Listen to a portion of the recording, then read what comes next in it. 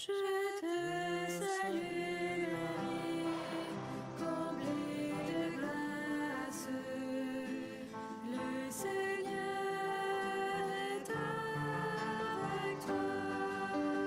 Tu es bénie Marie, entre toutes les femmes, et Jésus, le fruit de tes entrailles, est béni. Sainte Marie, Mère de Dieu, prie pour nous, pauvres pécheurs, dès maintenant et jusqu'à l'heure de notre mort. Amen. Ave Maria, Ave Maria, Ave Maria, Ave Maria, Ave Maria, Ave Maria,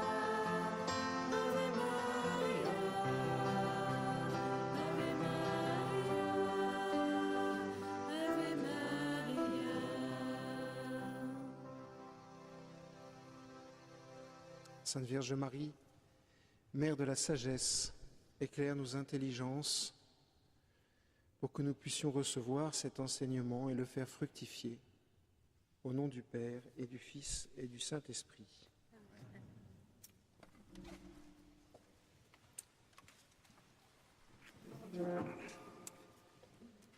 Voilà, bonsoir à tous. J'ai l'habitude de parler un peu fort, donc si je vous casse les oreilles, vous me le dites, et si vous ne m'entendez pas, vous me le dites également, pour voir si tout va bien. D'abord, je vous remercie beaucoup de m'avoir invité. Je suis très impressionné, je dois le dire, de parler de la famille à la lumière de Louis et Zélie Martin dans cette église qui était, vous le savez, si chère à leur cœur. De nombreuses fois dans la correspondance de Zélie Martin et de Louis, que je vais citer abondamment, il est question de prière à Notre-Dame des Victoires. Et vous savez bien comment Thérèse, avec son père, sa sœur, au moment de partir en pèlerinage à Rome, elle a 15 ans, est venue prier ici et donc parler de ses parents dans cette église. Je pense qu'ils nous regardent. Il faut que j'évite de dire trop de bêtises quand même. Je vais m'y employer. L'objet de cette conférence, c'est d'illustrer à partir de la famille fondée par Louis et Zélie Martin l'enseignement de l'Église sur le mariage et sur la famille, tel que le Concile Vatican II, le pape Jean-Paul II, le pape Benoît XVI et le pape François, à nouveau, viennent de le rappeler. Le pape François dans la récente exhortation apostolique sur la joie de l'amour, Amoris Laetitia. Et depuis le Concile Vatican II, mais c'était déjà présent avant, mais ça a été explicité et ensuite développé par Jean-Paul II, Benoît XVI et maintenant le pape François. Depuis le Concile Vatican II, on a parlé du mariage et de la famille comme une communauté d'amour ou comme une communion de personnes unies par l'amour. Et donc c'est cette expression que dont j'aimerais essayer avec vous d'approfondir la signification, et cela en prenant comme modèle Louis et Zélie Martin. Alors, je dis deux choses au préalable. D'abord, je vais donc me fonder sur les lettres de Zélie et de Louis Martin. Alors, surtout de Zélie, en fait, parce que Zélie écrivait abondamment, plusieurs lettres par jour. Louis, comme beaucoup d'hommes, avait un peu plus de mal à écrire. D'ailleurs, Zélie, à un moment, s'en plaint.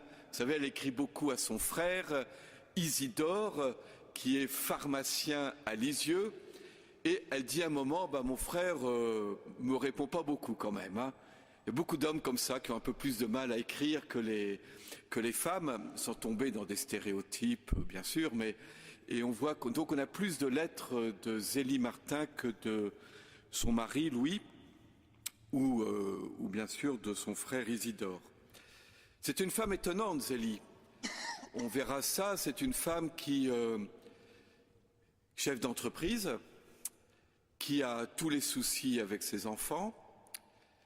Elle dit à plusieurs reprises dans ses lettres, j'ai à peine pu dormir cette nuit, j'ai dû travailler jusqu'à 1h du matin, j'ai été réveillée par mes enfants pendant la nuit, j'ai dû me lever ensuite à 6h du matin, et tout ça à une époque de sa vie où déjà elle souffrait de la maladie qui allait l'emporter, ce cancer du sein qui n'a pas été soigné et qui va devenir un cancer généralisé. On suit ça à travers sa correspondante.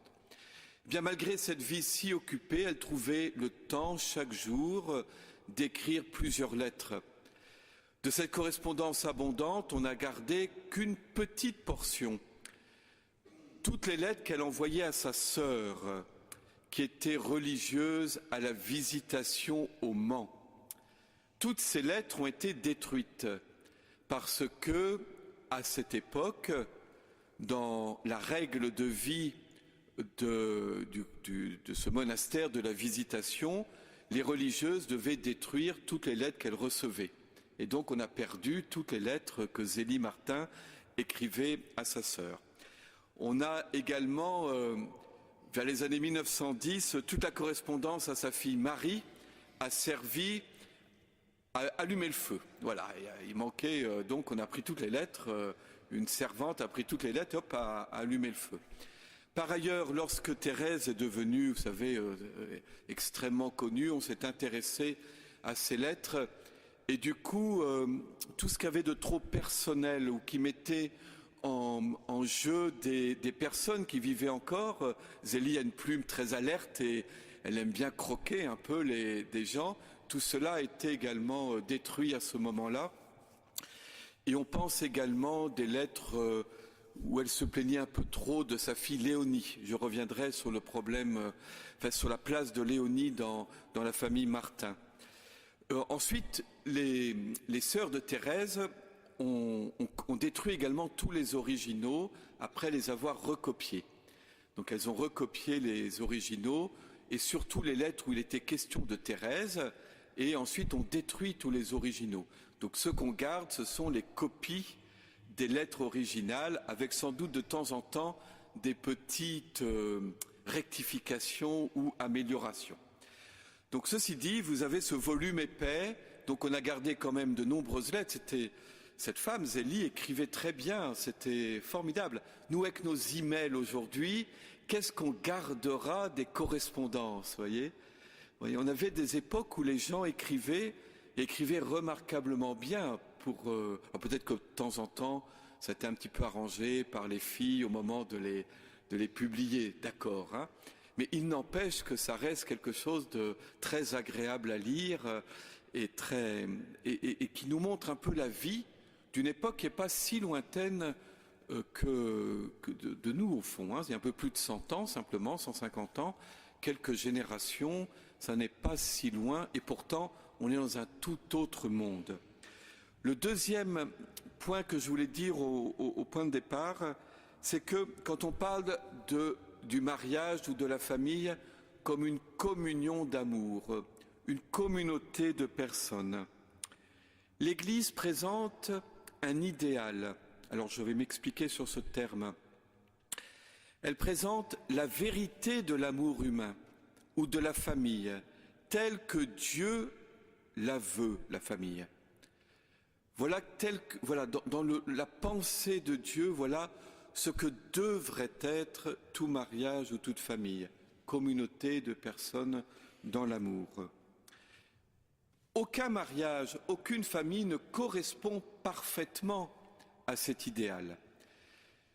Et donc il ne faut pas entendre ce que l'Église dit et ce que je vais vous dire comme quelque chose qui nous condamnerait si jamais nos propres mariages ou notre propre famille ne correspond pas à cet idéal. Aucun mariage aucune famille ne réalise parfaitement une communauté de personnes dans l'amour.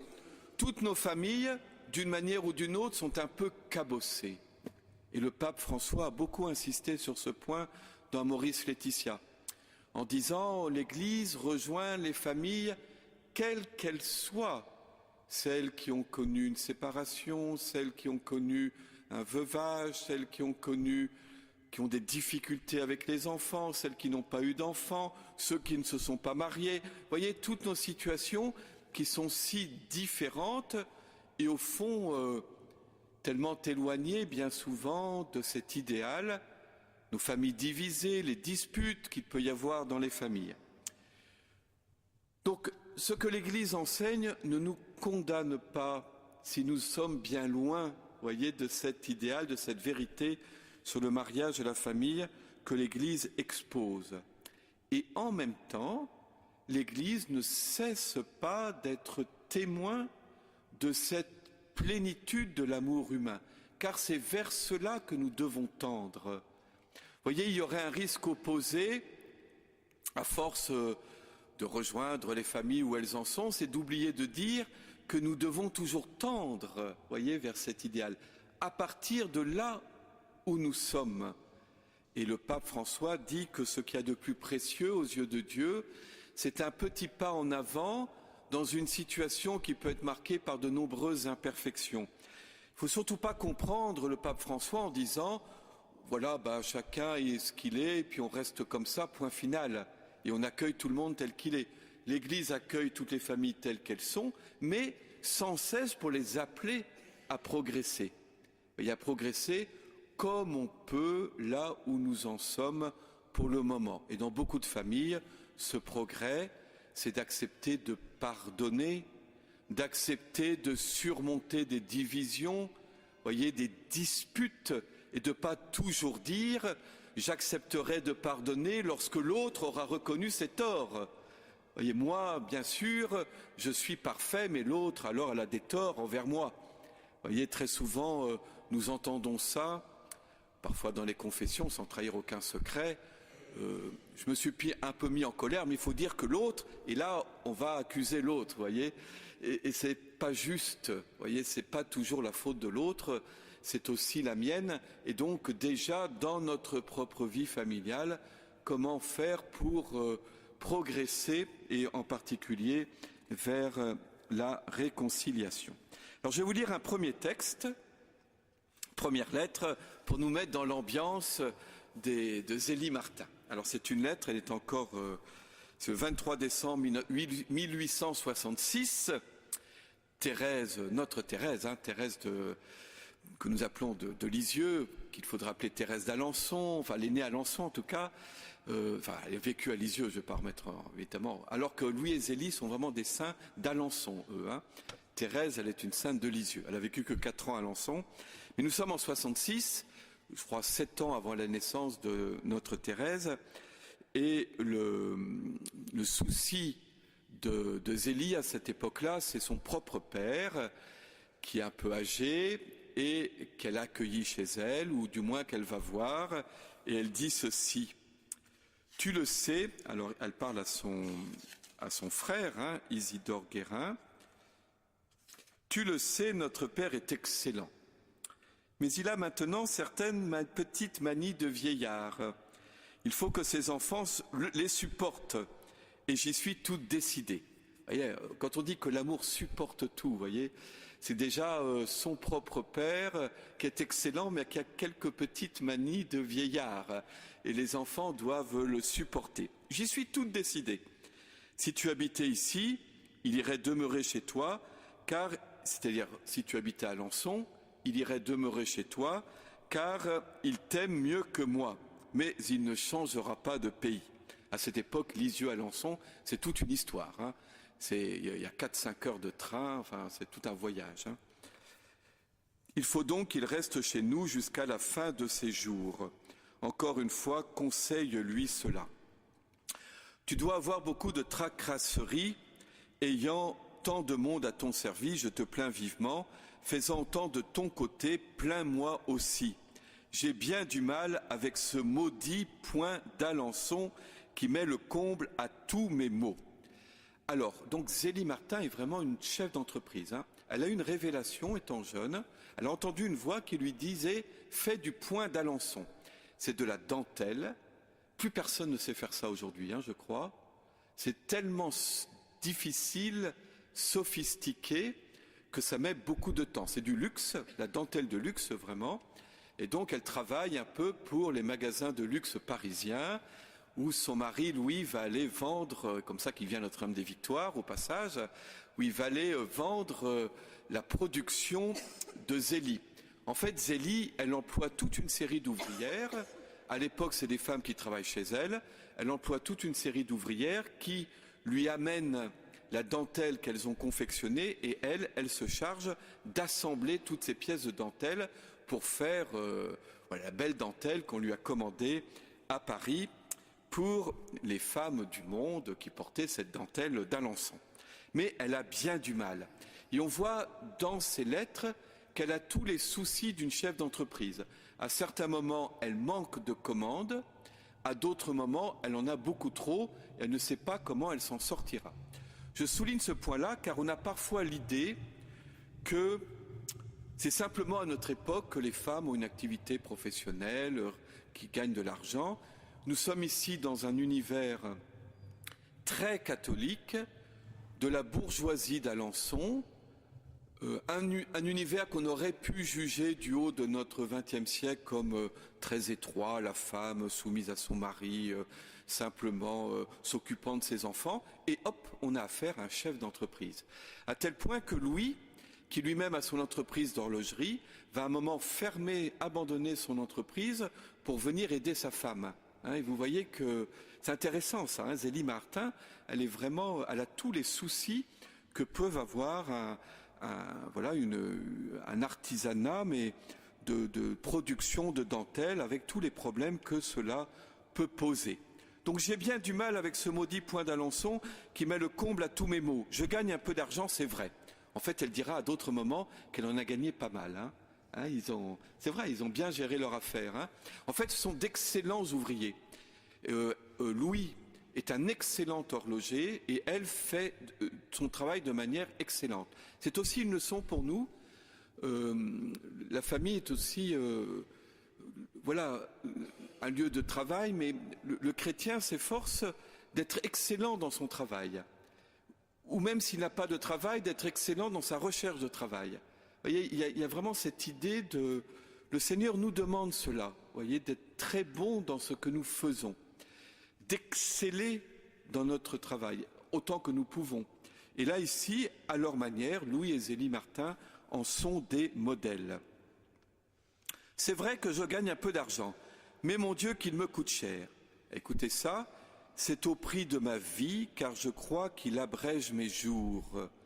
Elle sait déjà que la maladie est présente, elle ressent la fatigue extrême qu'elle supporte. C'est une femme qui a supporté des douleurs, des souffrances et une fatigue extrême.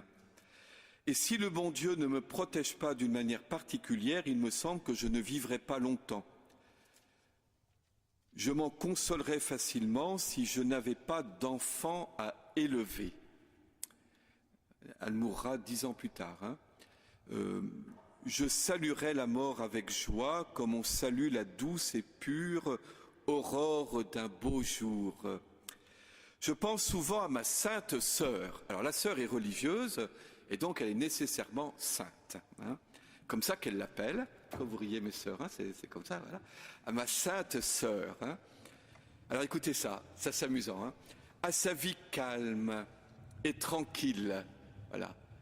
Elle travaille, elle, non pas pour gagner des richesses périssables, elle n'amasse que pour le ciel, vers lequel vont tous ses soupirs. Et moi, je me vois là, courbé vers la terre, me donnant une peine extrême pour amasser de l'or que je n'emporterai pas et que je ne désire pas emporter. Qu'est-ce que j'en ferai là-haut? Quelquefois, je me prends à regretter de n'avoir pas fait comme elle. Cette vie si calme où on peut travailler uniquement pour le ciel. Mais tout de suite, je me dis, je n'aurai pas mes 4 petites filles. mon charmant petit Joseph. Non, il vaut mieux encore que je sois peiné où je suis et qu'il soit là. Pourvu que j'arrive au paradis avec mon cher Louis et que je les y vois tous bien mieux placés que moi, je serai assez heureuse comme cela, je n'en demande pas davantage. Alors à cette époque-là, Louis et Zélie Martin ont donc 5 enfants. Mais 4 petites filles, c'est donc Marie, Pauline et Léonie, plus une petite Hélène. Je ne peux pas parler de ça sans émotion. Cette petite Hélène est quand même une fille qu'ils ont eue jusqu'à 5 ans. Hein, et Zélie explique combien elle aimait cet enfant. Et à 5 ans et demi, elle a une maladie, elle est morte. Hein. Et donc, et le petit Joseph dont elle parle, est aussi un enfant qui va mourir. Hein. Elle a eu un deuxième garçon, également Joseph, qui va également mourir. Elle a eu encore une fille, une Thérèse, qui va aussi mourir. Hein. Avant, il y a eu ensuite Céline, cette petite Thérèse qui va mourir, et enfin Thérèse. Voilà. Hein. Mais donc, c'est un couple qui a été très affecté par la mort. Et la mort est très présente dans toutes ces lettres. Et elle va dire sa peine. C'est pas du tout quelqu'un qui dit je n'éprouve aucun chagrin parce que de toute façon ils sont au ciel. Elle a bien l'espoir que ses enfants sont au ciel et on sait que pour Thérèse, ses petits frères du ciel, c'est quelque chose qui comptait beaucoup pour elle, ainsi que ses 2 petites sœurs, Hélène et Thérèse. Mais en même temps, c'est pas une piété artificielle. Elle dit son chagrin, elle dit sa douleur extrême. Voilà, elle dit à quel point elle a été blessée, vous voyez, par la mort de ses enfants. Et ça, elle l'exprime en toute vérité dans ses lettres. Hein.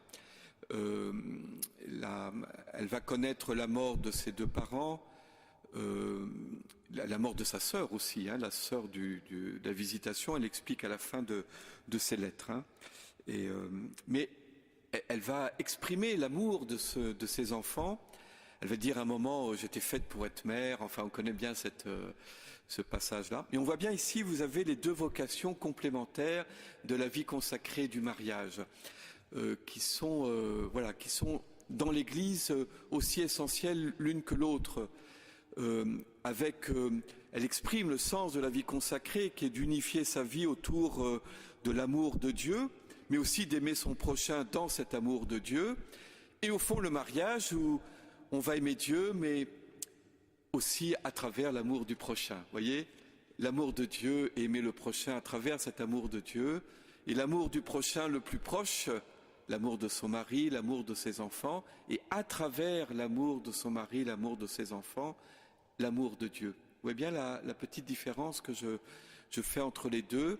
Et ces 2 vocations, d'abord être centré sur l'amour de Dieu et à partir de là aimer le prochain, ou être centré sur l'amour du plus prochain, son conjoint, ses enfants, et à partir de là aimer Dieu, hein, ces 2 vocations sont complémentaires. Et elles sont complémentaires dans l'Église, car l'une et l'autre témoignent de l'amour fou de Dieu pour l'homme manifesté sur la croix.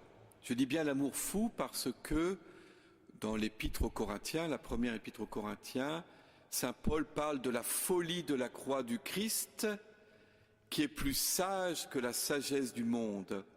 Et dans l'amour de Dieu et du prochain manifesté dans la vie consacrée ou dans l'amour du prochain et de Dieu manifesté dans le mariage, il y a un jusqu'au bout de l'amour qui témoigne de la folie de l'amour de Dieu manifesté sur la croix de Jésus-Christ. Et dans le mariage, cette folie d'un amour qui va jusqu'au bout s'appelle l'indissolubilité du mariage.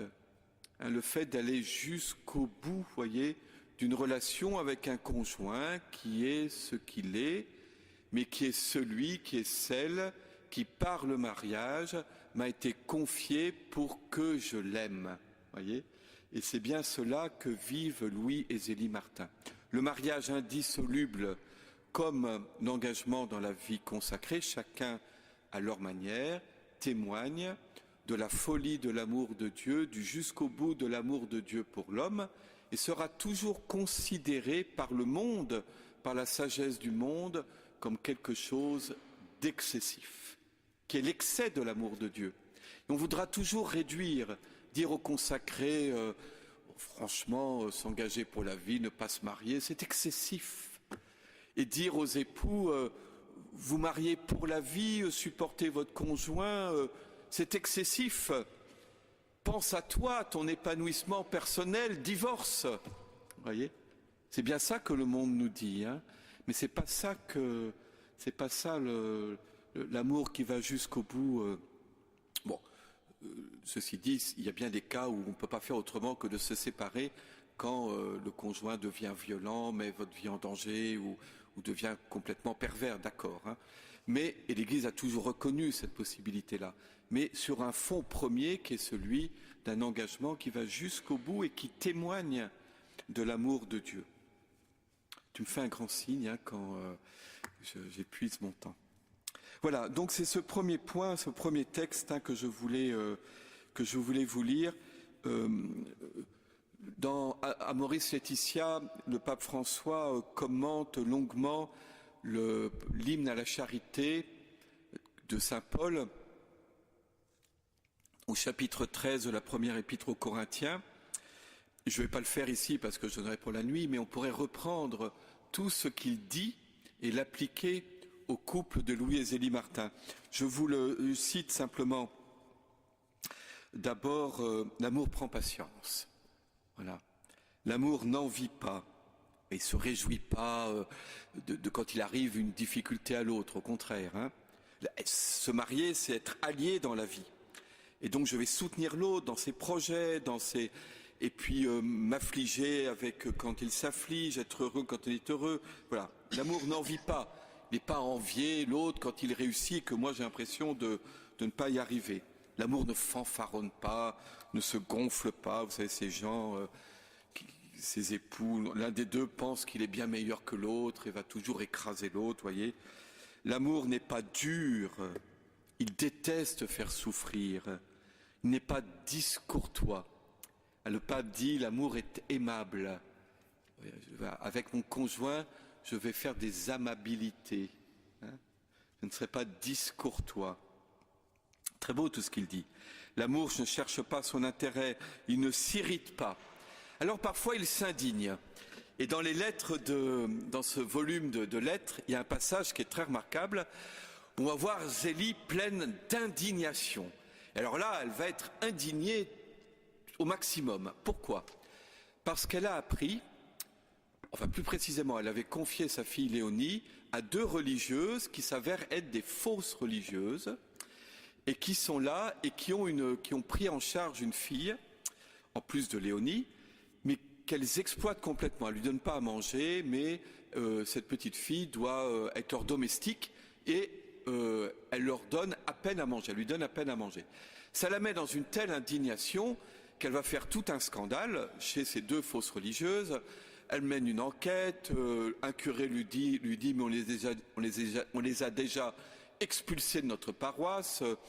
Elles font commerce de la charité, mais simplement pour elles. Donc elle va les dénoncer à la police, mais les deux fausses religieuses se défendent, disent elles nous calomnient, évidemment vont se mettre à combler de sucreries la petite fille qui du coup va dire mais non, je suis très bien chez elle. Du coup, elle est allée porter plainte à... Alors elle explique comment elle va se retrouver devant le commissaire, devant le procureur, combien elle est tremblante, elle a l'impression qu'elle va se retrouver elle-même en prison. Enfin, il faut lire ça. Hein. Il faut lire ça. Et finalement, elle va avoir gain de cause. Hein.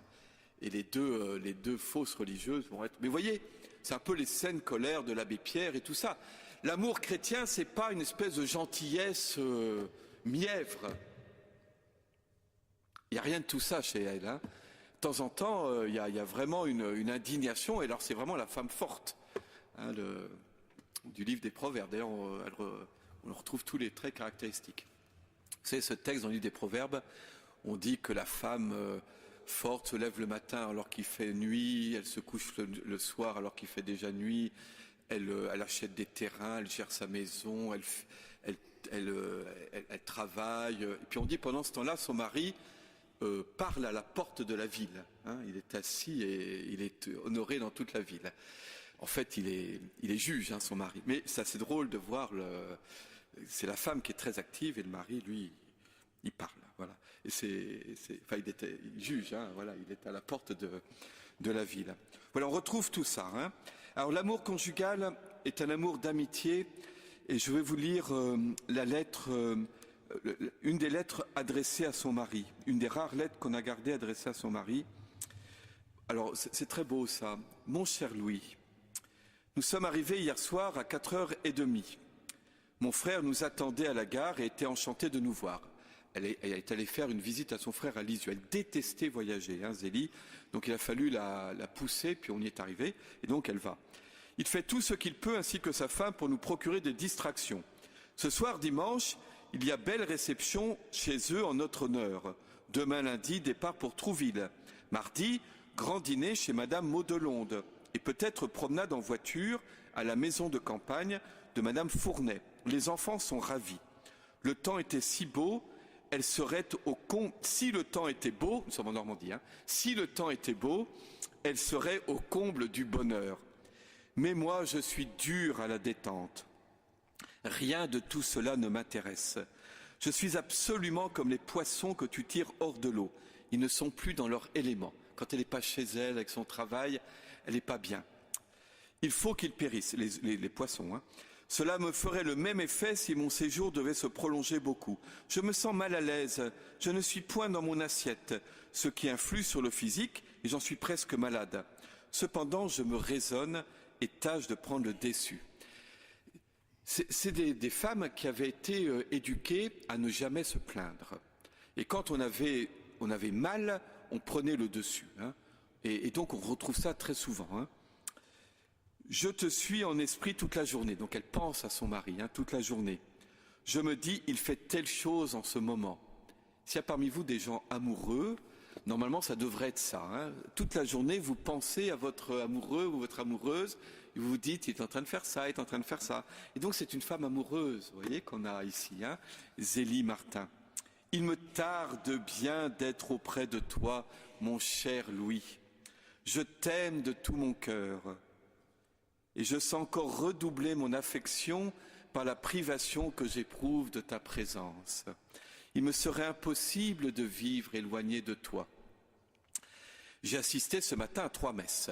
Donc on est le dimanche. Hein. Alors 3 messes, pourquoi? Je suis allé à celle de 6h, première messe où l'on communie. J'ai fait mon action de grâce et mes prières pendant celle de 7h. Donc après la messe, on fait une action de grâce qui dure pendant toute la messe de 7h.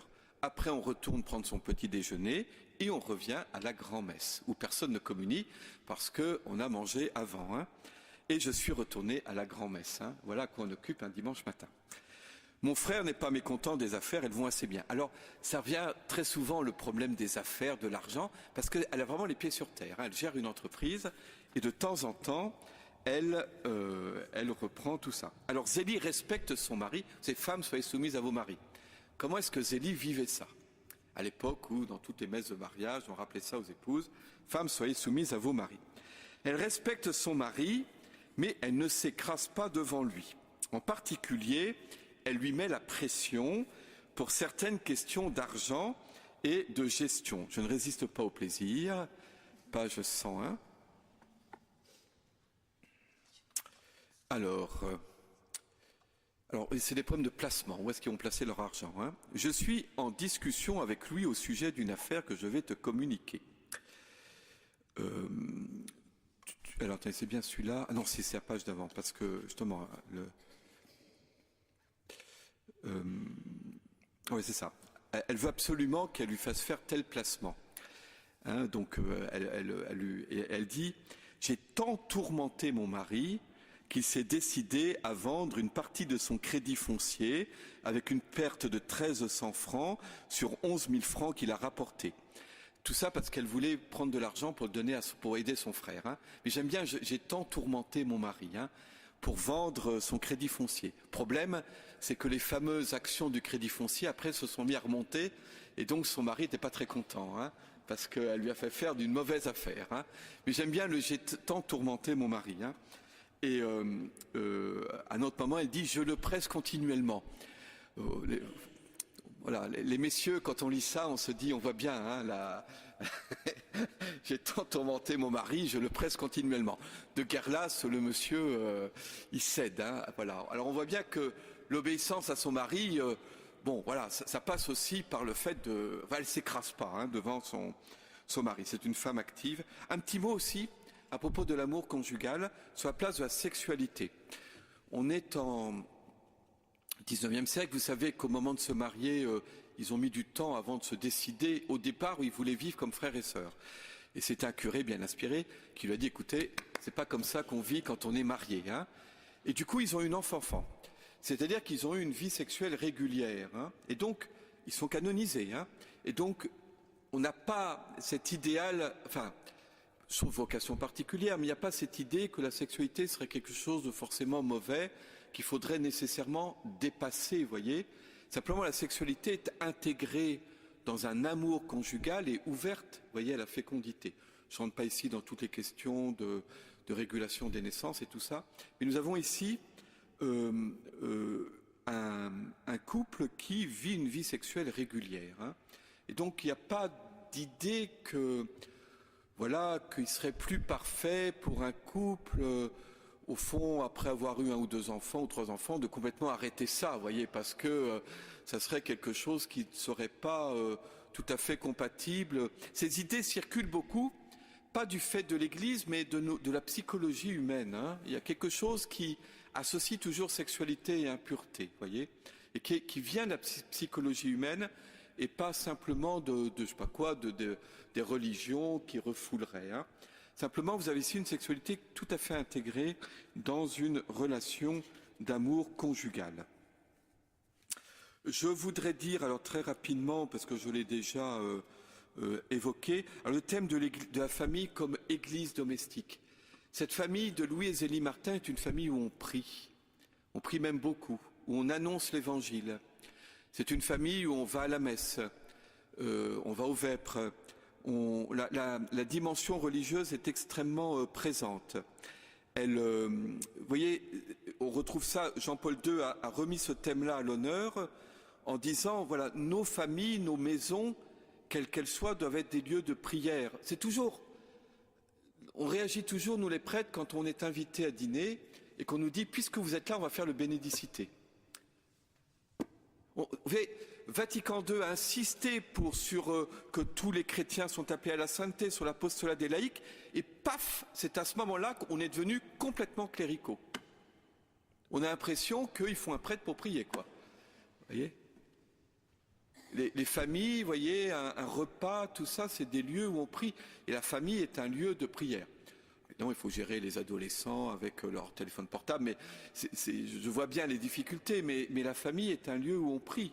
Vous voyez, et toutes nos familles devraient être des petites églises, des lieux où l'évangile est annoncé et où Dieu est célébré. Vous voyez, place centrale. Alors, de même qu'elle était très libre par rapport à son mari, elle est très libre par rapport au prêtre. Et je voulais vous lire, c'est très célèbre ce passage, mais je ne résiste pas au plaisir non plus de vous le lire, pour vous montrer que ce n'est pas une image d'Épinal, hein, la sainteté de Zélie. Donc c'est au Carême, 14 mars 75, et Zélie qui est malade, tient absolument, Louis et Zélie, à appliquer strictement les règles de jeûne, d'abstinence, qui étaient beaucoup plus sévères à cette époque-là qu'aujourd'hui.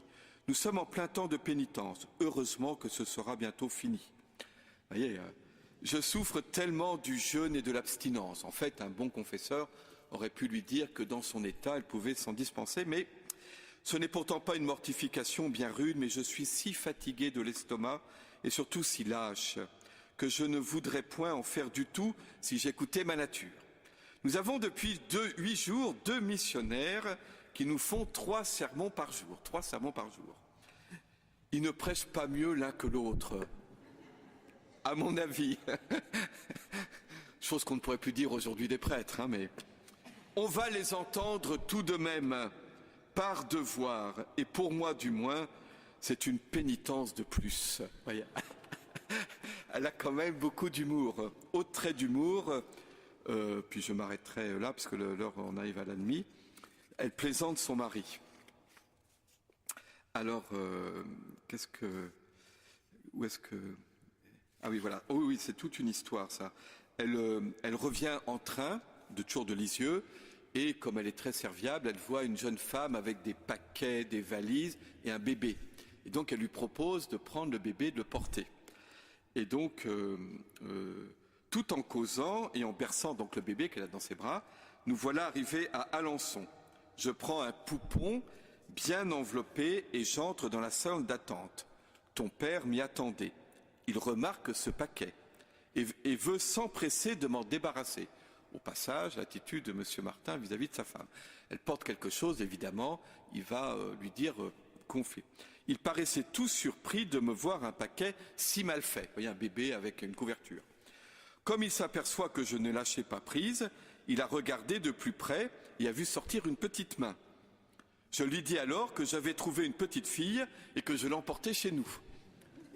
Il n'avait pas l'air trop content. Donc il lui fait une blague. Hein. Enfin, la mère arrive, elle était restée en arrière pour mettre ses colis en consigne. J'ai porté la petite fille jusque chez les parents de cette femme et nous sommes rentrés chez nous à minuit. Vous voyez un peu elle est pleine de vivacité. Hein. Dernier petit point quand même, c'est l'ouverture à la vocation de ses enfants. Hein. L'éducation, chaque éducation prend l'enfant tel qu'il est, lui permet de grandir. Louis et Zélie ont beaucoup prié pour qu'il y ait des vocations parmi leurs enfants. Alors ils ont été exaucés. Hein. On ne peut pas dire qu'ils ont fait, on pourrait les accuser en disant voilà, toutes les filles finissent par être religieuses, est-ce qu'il n'y a pas un peu de conditionnement et tout ça? Je ne crois pas. Céline en particulier, vous savez, a une vie mondaine et tout ça, elle a accompagné son père, Léonie a eu bien du mal. À propos de Léonie, peut-être aussi de voir à quel point la famille est un lieu de miséricorde. Léonie a donné énormément de soucis à sa mère. Hein. Pourquoi on l'a pris maintenant, Léonie, hein, pour les enfants en difficulté, hein. On dit que c'est peut-être elle qui a le mieux compris la petite voix de Thérèse. Elle a donné énormément de difficultés à ses parents. Elle était renvoyée des écoles, etc. Et donc, voilà, les familles assument aussi des enfants un peu différents des autres. Elle le dit à un moment d'ailleurs, hein, c'est une fille un peu différente des autres. Et je crois elle a connu ça, Zélie et Louis Martin. Et donc, on peut les prier aussi, vous voyez, pour toutes les familles avec un enfant difficile, un peu différent des autres et qui ne rentre pas dans le moule commun, qui cause bien des soucis à leurs parents, vous voyez. Et donc, c'est un lieu de miséricorde aussi, la famille. La nuit, je m'arrête hein, pour bien respecter l'horaire, voilà.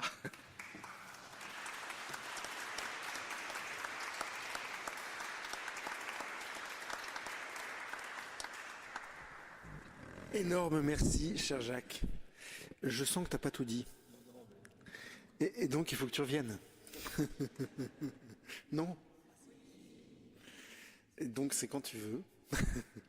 Non, vraiment, un très très grand merci. Moi, je retiens cette joie qui est dans le couple des Martins, parce que c'est vrai que quand on regarde leur tête, c'est vrai qu'il y a, et Jacques me dit pendant ce temps-là, il y a aussi beaucoup de souffrance. Oui, c'est vrai, les décès notamment, et puis Léonie. Mais en même temps, la joie. Ça veut dire que Dieu était très actif dans cette famille pour pouvoir vivre les deux en même temps et pour pouvoir avancer et faire avancer. Et moi, ce qui me fascine en t'écoutant, c'est que je me rends compte que ben voilà, le Seigneur peut, en nous faisant grandir, en nous faisant avancer, permettre que dans la famille, il y ait les deux. D'immenses moments de joie et des moments de souffrance. Et voilà, c'est la belle vie. Enfin, c'est la vie que le Seigneur nous donne. S'ils font la tête sur les photos, c'est qu'à cette époque-là, quand on prenait une photo, on demandait, il y avait un temps de pause très long, et donc tout le monde a toujours l'air triste sur les photos de ces années-là. En fait, ce sont des daguerreotypes, c'est-à-dire qu'il y a une barre qui passe dans le dos et qui vous tient. C'est-à-dire que vous êtes collé comme ça, et c'est impossible. C'est impossible de sourire. C'est pour ça qu'on a l'impression qu'ils sont un peu tristes. Voilà. Un grand, grand merci. Merci à vous. On continue à prier avec les jeunes qui vont qui vont nous aider.